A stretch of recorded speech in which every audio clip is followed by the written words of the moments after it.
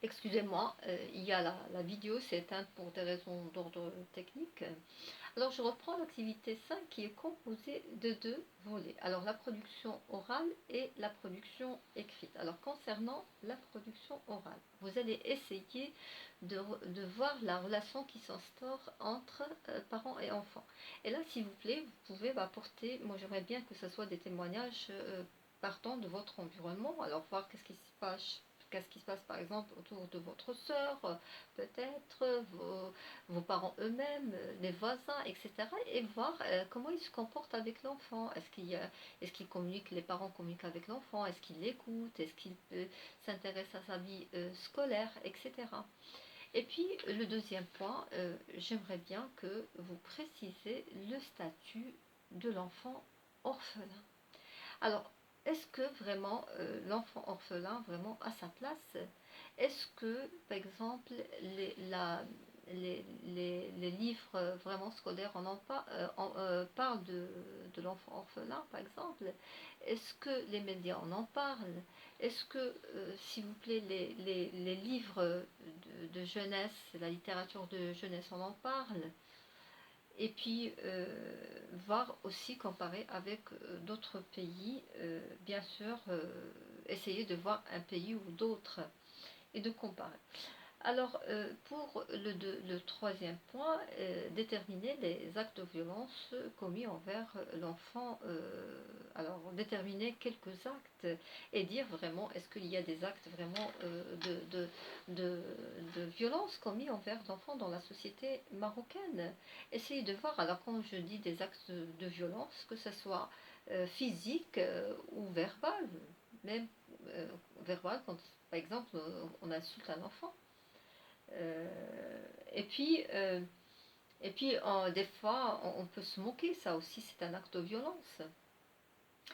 Et puis, voir aussi, est-ce que l'enfant, vraiment, il est informé de ses droits?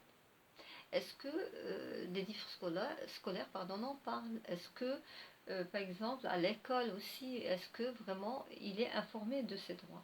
Essayez de comparer, s'il vous plaît, avec d'autres pays étrangers. D'accord? Alors, le dernier point, c'est la production écrite. Alors, vous allez relever le statut de l'enfant à travers la littérature orale. Vous allez essayer de chercher, par exemple, ce qui se passe dans les anecdotes, dans les proverbes, par exemple.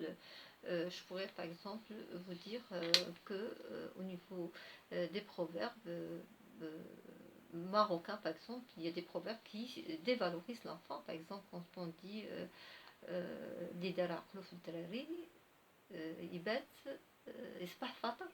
et là, ça, c'est vraiment, on sous-estime l'enfant. On le considère comme quelqu'un qui n'est pas intelligent. Alors, or, l'enfant, c'est une personne vraiment intelligente.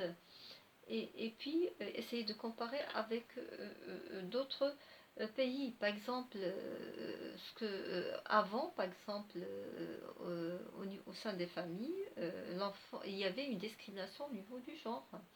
Quand il y a un enfant-fille né, on ne célèbre pas le baptême.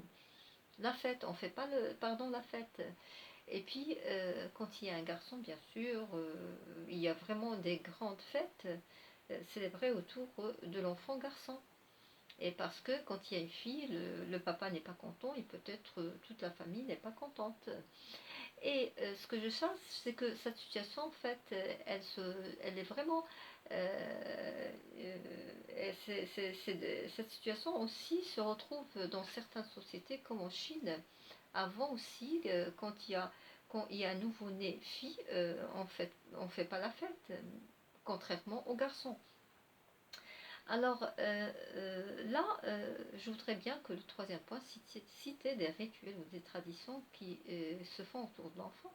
Par exemple, quand il y a le baptême, on célèbre la fête, on invite la famille, les amis, etc. Il y a une tenue spéciale et aussi pour la circoncision. Et de voir aussi des rituels et des rituels et des traditions qui se font autour de l'enfant dans d'autres pays.